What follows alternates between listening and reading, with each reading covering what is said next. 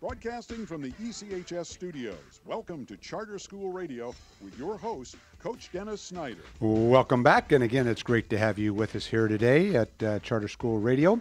We're waiting for our second half hour guest to show up here. In the meantime, I wanted to talk to you just a little bit about, to remind everybody out there what the purpose of the charter school movement, at least in California and I believe throughout the nation, is really all about.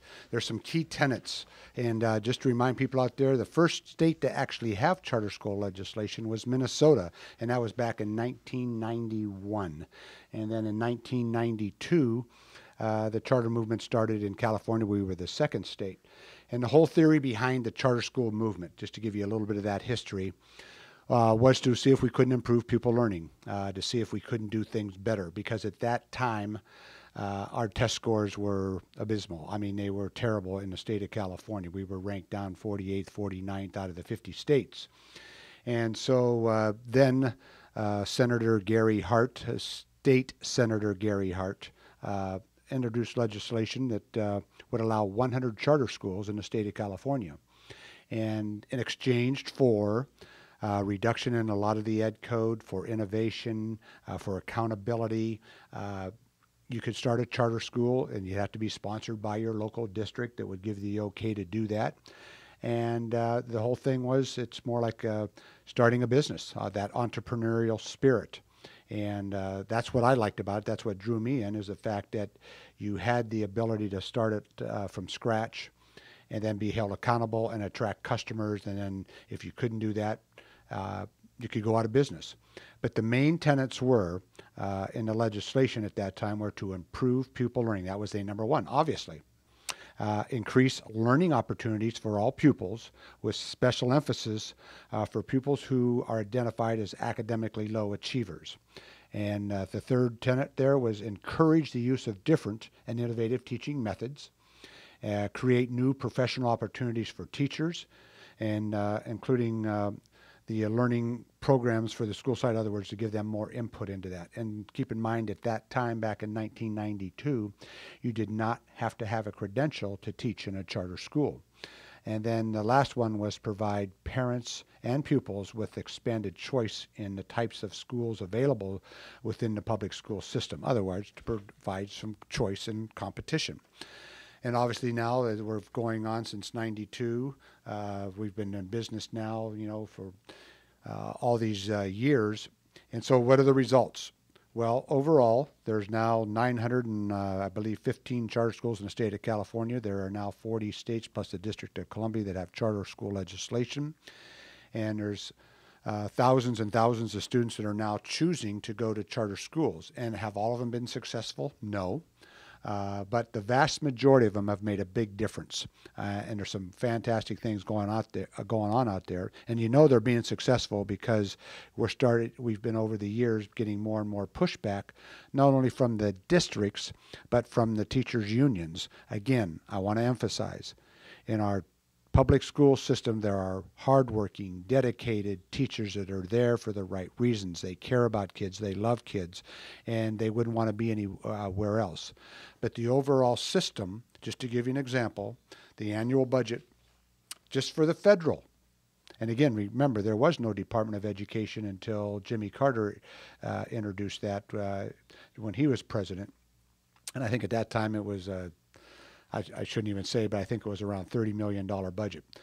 Today, it's $121 billion budget. So since 1979, since it was created, trillions and trillions of tax dollars have yielded, and guess what? We have fallen further behind other countries. One exception, one recently report testified it cost 3 times as much to provide essentially the same education we were providing in 1970. We spent more, but the fact is we get less. We've had declining test scores. As an American education, have we spent more? Our test scores have flatlined. Less students are going to college, being qualified to go to college. Less students. The dropout rate is 1 in every 10. And you just heard from the gentleman we had on the first half hour, Jeb hubs that the high schools there, that 60% of the students never graduate from high school in that particular area. And I think if you go to most of the inner city schools and some of the big cities, you'll probably find those statistics pretty much the same. And again, the whole purpose behind the charter school movement and the school choice movement that the Rose and Milton Friedman Foundation, they have been the ones pushing this for years and years, all the way back in the 50s, that they started talking about this freedom of choice vouchers. They started talking about those things way back then. Well, it's taken all this time to finally get to the point where I think we're at a very important time in the history of the charter school movement, the educational bureaucracy, trying to turn that big ship around, where I think we're actually starting to make some inroads, and you can see that tipping point coming where parents are finding more and more being empowered to check around and find a school that fits their child's needs, as we say in our opening remarks about what educational choice is all about. And obviously parents have taken advantage of that opportunity. And just to give you an example here, again, in San Diego County, we've got close to 91 charter schools in San Diego County area, and kind of San Diego County, Riverside, San Bernardino area, which is one of the largest concentrations.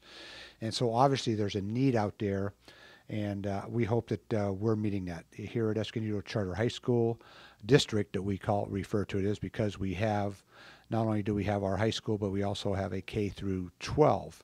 And as I announced last week, USC did their school of governance there, their educational school of governance. It's called the Rozier School. That was money was donated to start the school, but they did their research, and they've been doing this for about 5 years. And each year they've improved it, and they look at different criteria when they rank the charter schools in the state of California. And they reviewed over 800 campuses. And what they did this last time, for the first time, they actually named the top 10 California charter schools based on certain criteria. And based on that criteria, they listed, and here's in order, and we're very proud of this, the only school in San Diego County that was on that list, and fortunately we were the first ones on that list, was our Heritage K-8 Charter School here in Escondido, and we're very proud of that.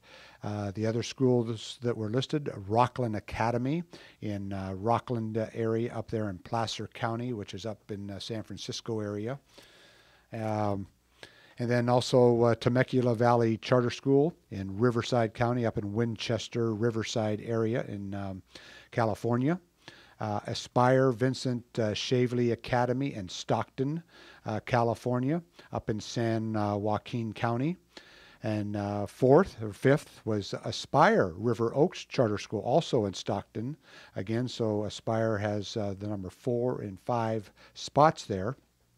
Number 6 was Willow Creek Academy in Sausalito, up there in Marin County, up around San Francisco area.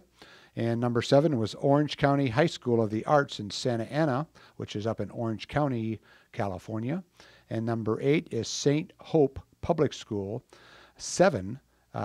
It's called St. Hope Public School 7. It's up in the Sacramento area. And then another Aspire school was ranked number 9. They're up in East Palo Alto Charter School there in East Palo Alto and San Mateo County in California. And the 10th one was Wilders Preparatory Academy Charter.